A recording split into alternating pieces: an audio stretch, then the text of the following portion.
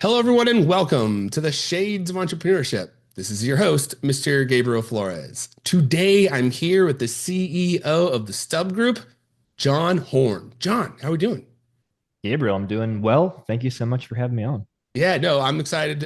In fact, John, folks, is calling from the great state of Texas. I was talking to John. We're telling him about, that's actually from the parents are reside from the old Texas area down in the valley. But before we get into all of that, John, go ahead and introduce yourself. Who is John Horn? Yeah, so I am a husband and a father. I like to say that first because that's the biggest joy of my life. So I got two little boys, 3-year-old, 2-year-old right now, and a third one on the way, actually.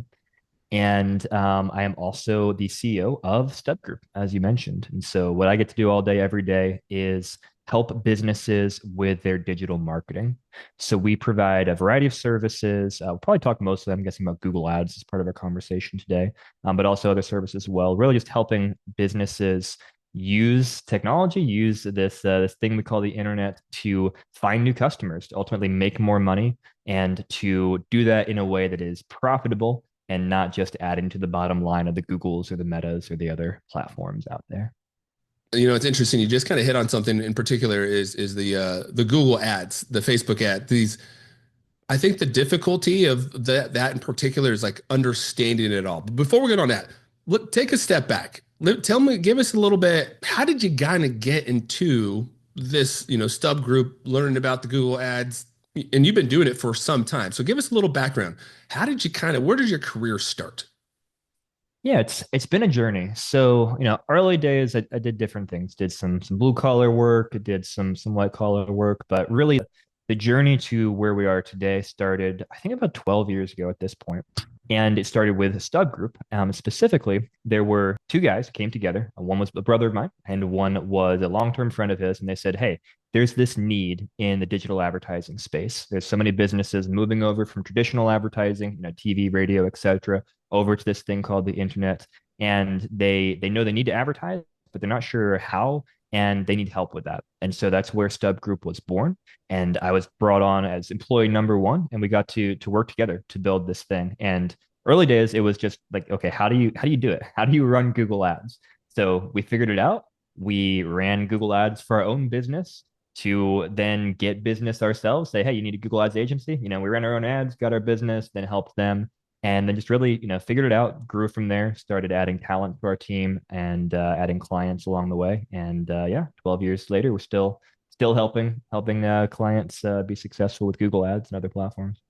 It's very interesting because it was such a first mover kind of thing, right? There was no such thing. Now, with that being a first mover in the market, how do you mentioned, we went through, we started learning about Google Ads.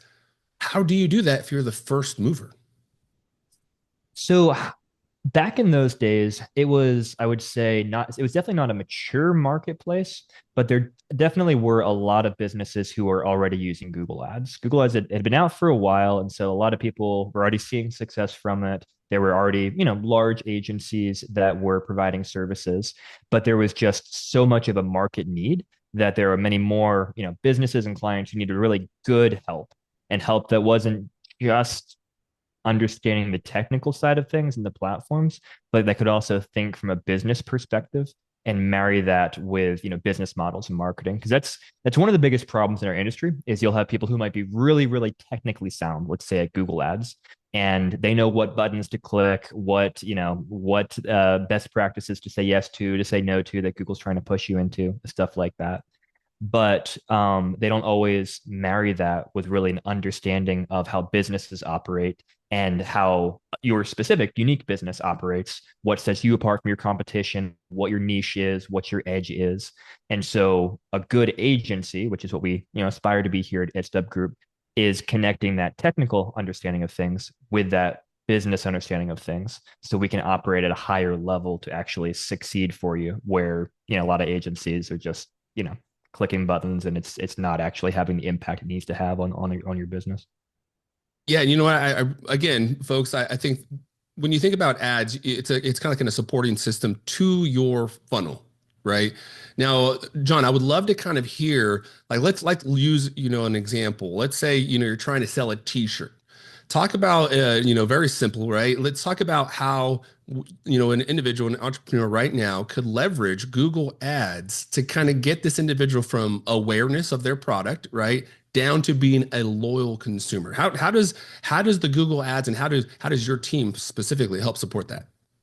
Yeah, let's dive in. So first question is this even the right platform, the right channel for you? Because there definitely are businesses out there where Google's not the right fit. And there's a couple of things that kind of are patterns of that. So the first is, Google is a search engine. So if you're selling something that people aren't searching for because they don't know it exists or that they need it, you're going to have a hard time actually, getting business from that. And so, for example, t-shirts a great example of this, where if you are just, selling a t-shirt and it's not, a really specific t-shirt, maybe with a specific slogan, but it's just like, hey, here's a good quality t-shirt, you can buy it in bulk or whatever. Well, you're going to have a really hard time in Google standing out from the competition and getting traffic profitably. And so we might come to you and say, you know what? Google is not the right place for you to be to sell your t-shirt. Maybe Meta is the right place to be, or maybe, like paid advertising is not the right place to be. You've got to figure out something that really sets your t-shirt apart, and maybe this is a local advertising play or something like that. And so, yeah, first of all, it's is it even the right platform? But if it is the right platform, so let's say let's maybe go up market a little bit. So, for example, we have a client, they sell scuba gear. So we've got certainly higher price points to work with, higher margins, things like that. And so we can say, well, people definitely search Google for scuba gear. It's where they go when they want to educate themselves about what the options are out there, what they want to purchase, and then B, identify who they're going to purchase from. And so our job is to figure out kind of where in that funnel to fit your advertising. Because really, even with search engines, it is very much a funnel, like you said. So you might have somebody who is at the very beginning of that funnel, how do I go scuba diving? Well, that's an incredibly different intent than someone who's searching for the make and model number of a specific dry suit. And so part of what we're figuring out is, okay, hey, someone who knows the dry suit they want, that's incredibly high quality traffic. We probably want to be all over that traffic because it's likely to convert. They're near the bottom of the funnel. Whereas we might say, hey, someone who's searching how to do scuba diving, maybe we don't even want that traffic because yeah, it is scuba diving related, but they need to go through a lot before they're going to be dropping $5,000 on a new dry suit or something like that. And so that's where, again, that kind of understanding of your funnel as a business and who is your target audience, where are they in the funnel, and then where we want to start is we want to start at the bottom of that funnel. We want to capture that low hanging fruit that's most likely to convert. And then as we get that to work, then we can start scaling, work our way up in the funnel and kind of figure out where in the funnel is that waterline between profitability and now this is just too high. We can't really get this high in the funnel quite yet. Yeah, I love that example because so folks are probably at home like, what do you mean you can't? Google and Meta, I guarantee you can probably market everything on. Let me give you a good example of an industry that is very difficult to do any type of ads for. Knives. Now, shout out to my boy over Burnside Knives, Rick. The difficulty with that, it's considered a weapon. And so when you're going through the Facebooks and the Metas of the world, it is, they have some restrictions on how you're able to market that and how you're able to. So again, as to John's point, you sometimes do have to look outside of even the virtual world to create, that brand awareness. But with that said, and undoubtedly Google and Meta are two of the most powerful tools in the ad agency space, right? From getting anybody out there. Now, you also mentioned, what I really like as well is making sure you really understand who your market segment is, and then defining how to target that market. Now, let's walk through that a little bit. Give me some examples of what should entrepreneurs be thinking about when you're thinking of like, target marketing. What should they be thinking about, not only when they think about how to create their segment, but then how to market that segment specifically? Yeah, fantastic question. So there's a lot of different ways that you can segment who you're targeting. And let's talk through some of them. So for example, geography could be one. If you are a local business, well, you want to figure out, okay, how far are people willing to travel to do business with me? That's kind of a really obvious one. Or even if you are a national business, you may have better results in some areas versus others because there's going to be different levels of competition throughout the country. And so you might be like, yeah, I can ship my products to everywhere in the US. But you know what? Nevada and Nebraska, there's not many people in those areas servicing those for whatever reason. And so I'm seeing really good results there. And let's go double down and say, hey, we are the solution for Nevada and Nebraska, and create landing pages about that and things like that. So geography is one thing. Um, Purchase intent is another thing. So, some businesses are really good at kind of educating and nurturing people through that funnel to then become a customer. Other businesses are saying, hey, I don't want to put the time and effort into creating content. I just need people who are ready right now. So a good example could be like, let's take a roofer. You could have a roofer who's like, you know what? This is a big decision that people are making about replacing their roof. And maybe you're in an area where there's a lot of people who are, actually replacing the roofs, not just because it stormed and, they got damage and they have to replace it right away, but they're thinking about, hey, let's put a metal roof on, or, hey, how does solar impact a roof, or whatever. And so you could create content, video, lead magnets, things like that, higher up in the funnel as people are thinking and researching, and getting your name in front of them and saying, hey, we're here when you're ready. Or you could be like, no, that's not my focus as a business. I want the people who had hail damage last night and who are ready to buy today. And so that's kind of a different intent that you might segment your audience with. And then, of course, you've got things like B2B versus B2C. And so you've got to understand, hey, am I selling to consumers, or am I selling to businesses? Or, hey, maybe I'm selling to both, but they have very different needs. And so I want to send them to different places, maybe on my website, because someone who's a consumer is going to be looking for, hey, what are your reviews from other consumers and how fast you get to me and whatnot. A business might be like, well, hey, what's your RFP process look like, and what other businesses use you and things like that. And so you've got to tailor your messaging to that. And then maybe the last kind of segment I'll pick here would just be price point. You might have people who you might have a product where, yeah, technically a lot of people need it, but only a segment are willing to pay the price that you're charging, because maybe your premium price point, your luxury, or vice versa. Maybe you're going after, lower income people with a really affordable message. And so you don't want to be showing up for people who are looking for those luxury price points, who have a completely different, use case in mind. And so there's lots of different ways to kind of tailor campaigns to all those different segments. And we could talk about some specifics here, of course, but from a starting place, you got to understand what segments are you going after geographically, in the funnel, price point wise, etc., and then focus your messaging, your targeting, and your offers on that segment. Yep. And I will give you guys a great example, specifically on the pricing, in the kind of perception. I believe it was L'Oreal, or I can't remember what makeup brand it was, but back in the day, there were a pretty well-known kind of high-end established makeup brand. Eventually, they started selling, at the Walmarts and Kmart's of the world, and the perception of the brand actually diminished immensely, to the point where they no longer were looked at as a premium brand, but more of a cheap brand, right? Except their pricing was still at this premium price, and their perception was now much lower. And so they had to kind of reestablish themselves as a brand so they can get back to that premium level of pricing. However, they also had to bring down that pricing, because they had to essentially meet in the middle, right? We're like, we know we're not the premium. I think it was Olay. I can't remember exactly what brand it was, but essentially, they're like, okay, we want to be in the Targets instead of the Walmarts of the world. And so that was one strategy they changed. They started, making sure that their products were next to brands and products they wanted to align with, right? So like the Ray-Bans, like I don't know so many makeup brands. I'm sorry, ladies. I'm sorry, but all these different makeup brands that are within that target sphere, right? That price range, and then they started doing well again.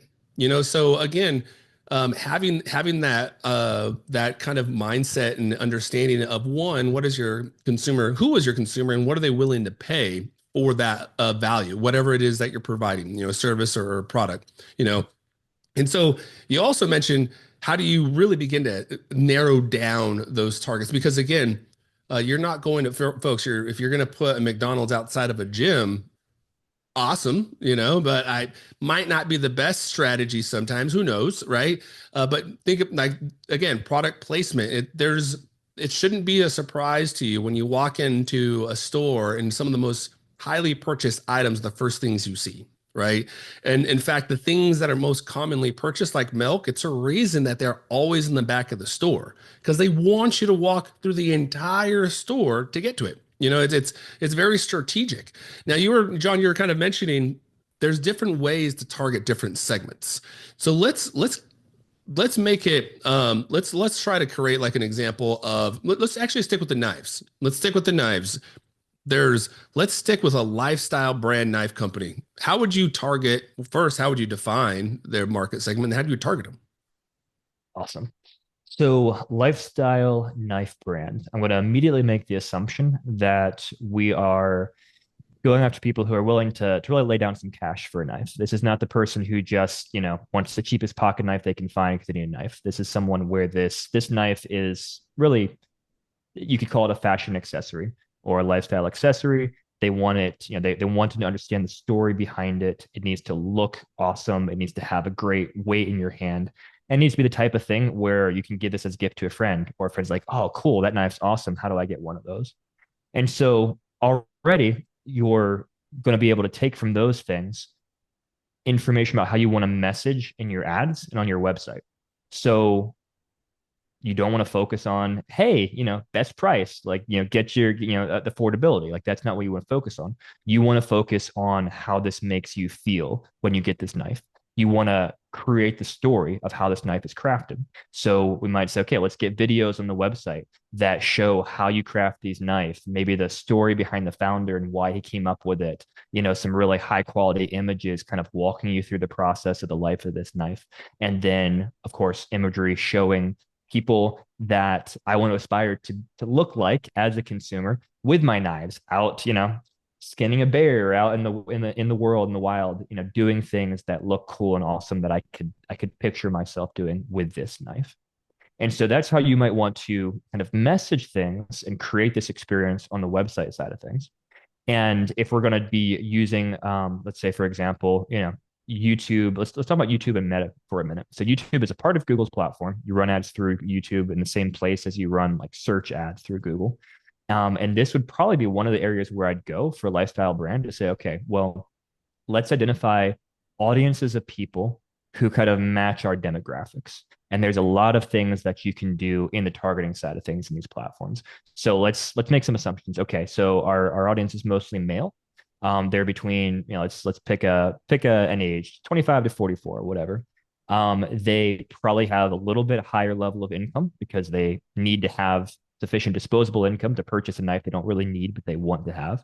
And so we already start kind of building and tailoring this audience based upon those demographics. And then we start layering onto that maybe behaviors that Google is able to track.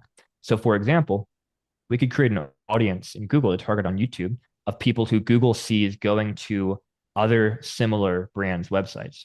Now, it could be competitor knives. Maybe you want to go after that. Or it could be, could be a good or bad example, but Bass Pro. Maybe you're like, hey, people go to Bass Pro. That's my audience. Great. Well, let's create an audience of people that Google thinks are going to BassPro.com and who are searching Bass Pro on Google. And let's show them our ads because we know it's the right type of person who might purchase from our brand. And so you can do that, on the audience perspective.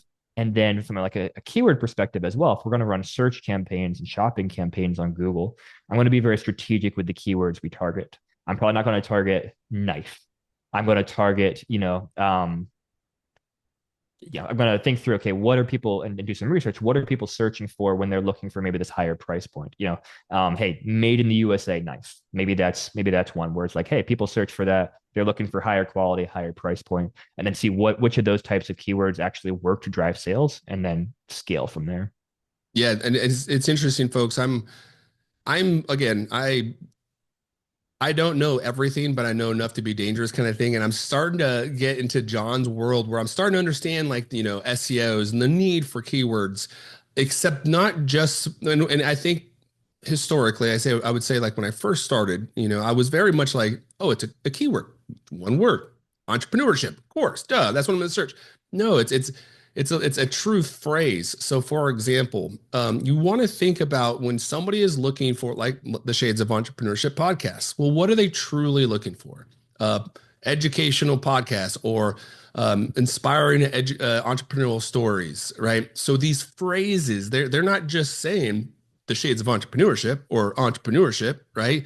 They're actually adding on additional words. And true to this, I'm helping a nonprofit here within Portland area with some of their content, and some of the things we're focusing on, like startup resources within Portland, Oregon. Very narrow geographical focus because to John's point, if I'm going to be focusing on this specific geographic region, because again, this nonprofit supports the 3 counties within the Oregon area, so it doesn't make sense to market to New York and California and anywhere else. I mean, by all means, you guys can come and we'll happy to help, but you guys have to live in the 3 counties, right? Nonetheless, the focus is the geographical portion of it, and so utilizing those keywords: Portland, Oregon, startup, networking, events, things of that nature. And again, line them up, make sure they're all kind of in queue and it makes sense. Because again, you don't want to just throw out words that doesn't really make sense because Google's like, well, I don't know what the hell you're saying, right? Now, you also mentioned, John, kind of understanding like where some of this traffic is going through. One thing I've started to find extremely valuable, because it's a free service, folks. I'm not selling it, but I see John's sign in the back, Google Analytics. One of the most, probably the strongest tool that you could have, and it's free. Tell us a little bit about Google Analytics and from your perspective, pros and cons, and how should entrepreneurs be leveraging that system or that software to their advantage? Yeah, so Google Analytics and what Google usually they abbreviate it these days, call it GA4 because Yeah. it's theoretically the fourth version of Google Analytics, and also because Google just likes changing names all the time. So yeah, Google Analytics GA4, like you said, it's completely free. It's just some code you put on your website, and then Google's going to give you a lot of information about how people are reaching your website and what they're doing on your website, which is incredibly valuable because you need to understand how people are getting to your website so that you can see what's working and what's not working. You're like, hey, I'm not getting organic traffic. Okay, well, I need to start investing into SEO. Well, you need to understand, is that investment paying off? And you're going to tell that by using analytics to track how much traffic's coming to your website over time. Same thing for any advertising or marketing that you do. You want to understand where that traffic's coming from. And then you want to understand how it's using your website. How are people moving around? How much time are they spending on your website? When they fill out forms or place orders on your website, again, what sources of traffic did they come from? Was that someone who clicked an ad? Was that an organic result? Was that someone who came from Reddit? Whatever. So it's a really fantastic tool. Now, I will say that the current version of Google Analytics, I like it an awful lot less than the last version. I'll just be honest. Google made some very big changes between version 3 and version 4, where they made it a lot less intuitive to use. So it does take some time to kind of figure out in GA4 like what things mean and how to go around. But it's usually worth the time to figure it out. And I'll throw another bonus kind of free tool in there as well that I really like. And this is called Microsoft Clarity. And it's a little bit different than Google Analytics in that it actually does two things. It creates heat maps for you. You can see where people are clicking visually on your pages, and it will actually record visits to your website. I can't tell you how helpful this can be because you can look, you can watch, and you can see just anybody who's on your website on their phone or computer or whatever. You can watch their journey as they go around. And so many times you'll see something where, like, you as a business owner, you know exactly where they should go, what the information is, because you built the website, understand everything. But you see, oh wait, they're lost. Like they're clicking all over. Oh, they're clicking this thing. Oh, they must think that's a button. That's not, but it looks like a button. And there's so many friction points that you can identify, or things that are broken. You're like, oh, they tried to fill out that form and it's not working. Like, I should go fix that. And that paired with Google Analytics can be super, super helpful. One of the things you mentioned that I think is extremely important is the journey. One of the things I recently changed, folks, on my website in particular, is I removed all my social media icons from the top right. And now you see them at the very bottom of the page. And the reason I did that is because what I started to notice is our eyes as humans, we tend to look at the top right, right? We just, it's natural. So if they're the first thing they're seeing is my social media icons, they're probably going to click on that. Now I've lost them. They're off my website. They're on Facebook's or Instagram or YouTube's algorithm. They're no longer on mine. And so I've actually moved that to the bottom. And the first thing I have now is one, stream the latest episode, right? You can just click it and start streaming, right? Because that's what I want you to do. And then two, subscribe, right? And then it'll have the links after that. And it's now, I don't think it actually links back to the site. I believe it's actually shared links. So again, if you click on the links, it's actually sharing the episode. Again, something I want you to do, but you're not going to leave my website, right? So you're still going down the journey. To John's point. Now, talk about why the journey and like understanding the journeys are so important. In particular, how do you create how do you create a story digitally, right? Because you want them to follow this storyline. How do you do that? The part of it comes back to this understanding of your customers or potential customers and how much time and investment they need to make into learning about you before they convert, because that's going to have a massive impact on what you put in your website. So let's say, for example, you're selling a $5 widget. That's an impulse purchase. So your journey is just your landing page, really. People are going to get to your page and they're probably going to decide right away on that page whether to purchase. They're probably not going many other places because it's a relatively, low barrier to entry there. And so your journey again is that landing page. So you want to make sure you're saying what it is you sell, why they should buy it, having customer reviews and credibility elements, so they trust you. And again, saying exactly what you want them to do. Because a lot of websites don't have good calls to action. They just they write like a blog. It's like, oh, here's information about what we do and blah, blah, blah. And there's never like, oh yeah, get your free quote or purchase this product here or whatever. So those calls to action are super important. But then you might have another business, like let's take this lifestyle knife brand that we've created here. You might find that people really want to kind of look around on your website before making a purchase, because again, they want to understand like that story and what they're getting into. And so you want to think through, like you said, that the buttons, the options that you have in your header, in your footer, wherever, you want to make it very easy for them to go where you want them to go. So hey, you got a story? Great. Our story. That's the name of the page on your website. Front middle of your site. They come here like, oh, who are these guys? Click our story. Oh, cool. Okay, here's the videos, the images, etc. What is our knife made of? Oh, cool. That's a link. I can just click right there and go check it out. Or, why do we make in the USA or whatever it may be?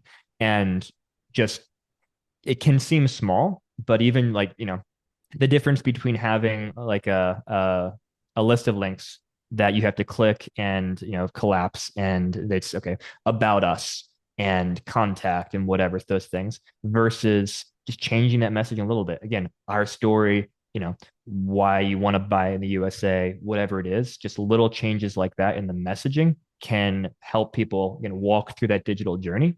And then every page that you're on, you should always be telling them what you want them to do next. You should have these call to actions embedded where, hey, they read our story. Great. Click here to go, see our most popular knife or click here to purchase or things like that. And just don't let anybody get stuck on a page. They should always know where to go from there. Yeah, and I got to tell you, folks, that's one thing I've been working on. So apologies in advance for the last couple of weeks. I've been working on the website, and I feel like it doesn't matter.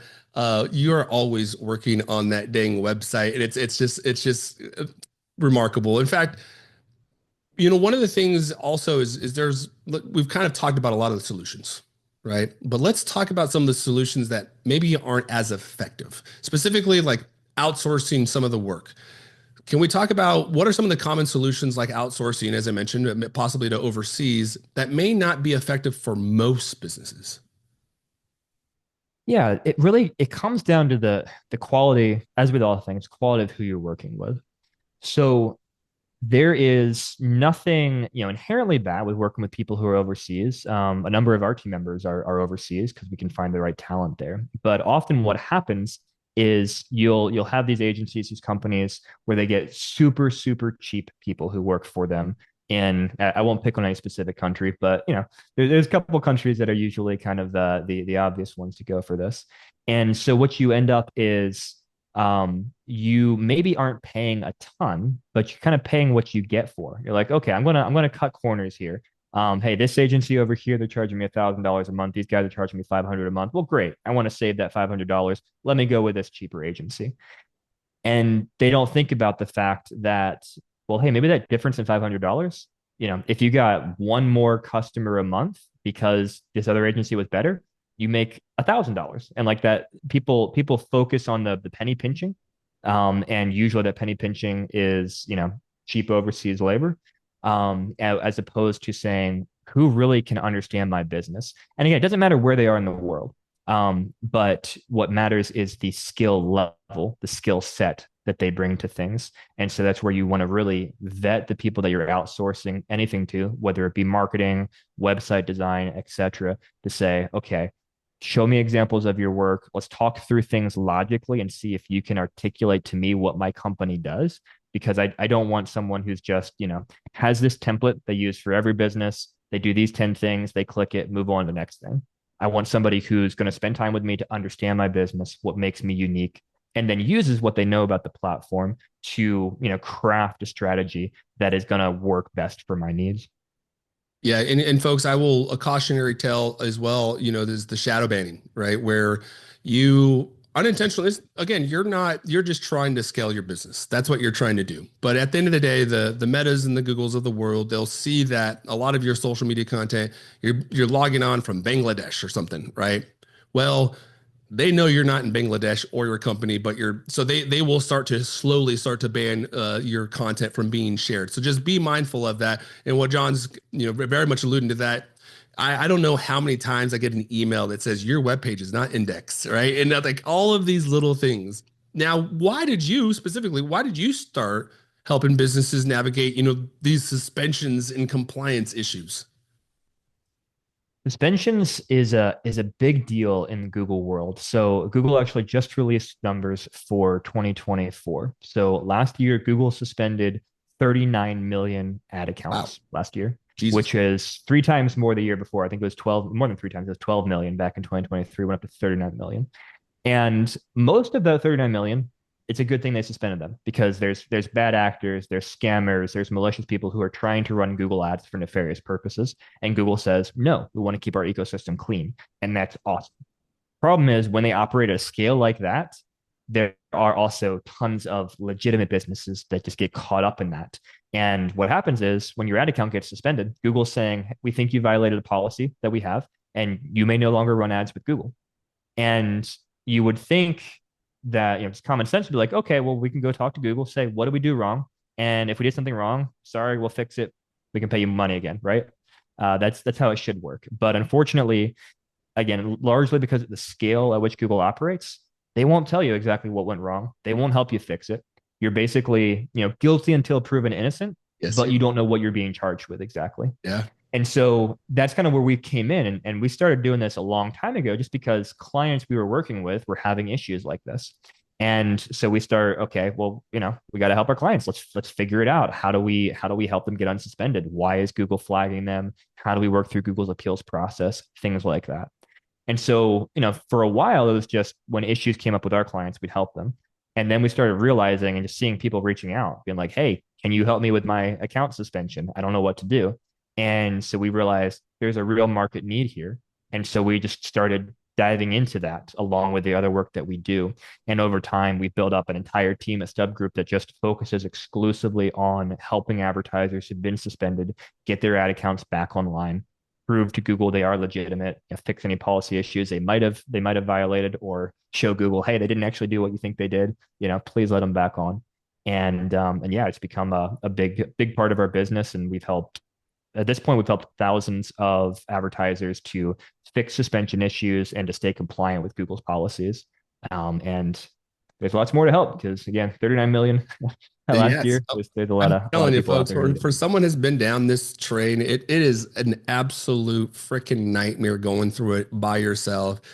Because again, just to John's point, they don't tell you anything. And it's like you're trying to go down this rabbit hole, figuring out, okay, well, what is it on either on my shop that is not indexing, and it could be something easy as the SQU are not available, or you didn't do the colors or the sizes, or it's you didn't put the return policy I've had before. It's a lot of different things that you just don't really anticipate.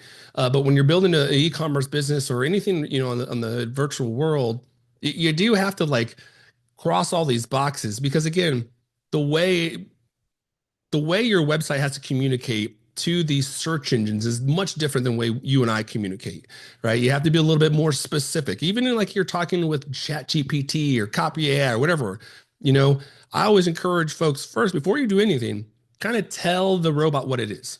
Hey, you have 30 years experience writing. You're a phenomenal, manage them up. You're going to manage up your AI, right? And then you ask them to do the task because now they already know this is who I am. You created me as this, awesome author or phenomenal artist or whatever the case may be. And now they know they're and then you give them their task and they're coming with that mindset that, hey, I have this 30 years experience doing all of these things and they're able to, produce something. Now, that's kind of very much like the Stub Group, right? You're essentially come to us. We're gonna turn your paint into Picasso kind of thing. Tell me about the Stub Group difference and how can people benefit from it? Yeah, so I would say some of the biggest things we strive towards are really that the bigger picture thinking that we talked about earlier, which is we don't want to just be button pushers in your Google Ads account. We want to understand what sets our clients apart and help them figure it out too. Because often, a lot of businesses, business owners, they're not necessarily marketing oriented. They are a great fill in the blank. They're great at plumbing or HVAC, or they're a great attorney or whatever. They're great at designing products, but they're not necessarily putting themselves in the shoes of their potential customers to see, well, what matters to their potential customers. How do they search for things? How do they make decisions? And so we can kind of bring this outside perspective because we are not, so invested in the business as the owner is. We don't know all the nuances. We are closer to the customer who is like, okay, well, I want to buy this, how do I buy it or whatever the case may be. And so we can try and help, capture some of that, putting yourself in the shoes of the customer on behalf of our client. And then, of course, leverage our very, very deep technical knowledge about the platforms that we're using, Google Ads, Meta Ads, et cetera, to be able to run campaigns that are efficient. And again, going back to, I think, what I led off with, like it's really easy to spend money with Google and Meta and so forth. The hard part is spending that effectively and profitably. And so you've got to know what campaign types are likely to work.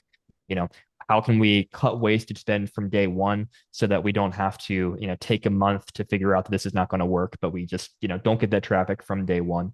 And things like that, where we can really shortcut the process for businesses and then just help them scale in ways that they just can't figure out on their own. I love it. That's the kind of the goal, right? How do we help people scale? So, John, for those folks that are interested, first and foremost, who's like the typical target audience? So, who's out there right now for the Stub Group? Maybe somebody's listening, maybe they need your service. Who do you guys primarily target? How can they get in contact with your team? And more importantly, how can they get in contact with you? We get to work with a really wide variety of clients. So everything from, if you're selling products through an e-commerce store, you're a local lead gen business, you're a national company building out a brand. Like we work with a lot of different types of businesses, both managing campaigns as well as fixing suspensions. Because unfortunately, every type of business has to deal with suspensions as well.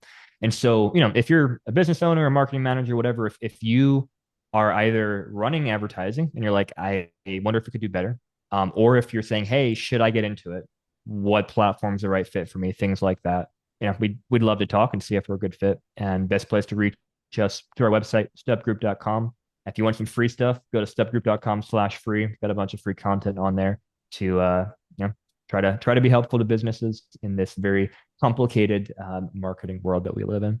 Yes, definitely. So my dad always says free is a good price. Again, folks, John Horn will have all this information on the stubgroup.com, all this information on the website. So go ahead and subscribe to the shadesofe.com. You can also visit us on Instagram, Facebook, LinkedIn, and YouTube. We will have this video on the YouTube channel. For those Patreon members, again, a week early, you'll have this information. You'll have the video as well as a transcription. We'll have the link backs to John's team. So you guys will also have the information. You'll have an individual page. So audio or video, however you prefer. Now, John, before you go, is there any last words? I I love talking about all this type of stuff, talking about businesses because that's my passion here at StubGroup is helping businesses thrive. And so I would just say, you know, maybe the final word is take 5 minutes to try to forget what you know about your business, pretend to be a customer or potential customer of your business, and just look yourself up online. Just like see what comes up, see how people get into your website, and just spend some time trying to figure out what that journey is. And you might be surprised by what you learn. Yes, I love it. It took me several years for even typing out the shades of entrepreneurship for that to be on top of Google. Again, it's the podcast title, folks, and it took me years for it to get to the top. So it takes some time.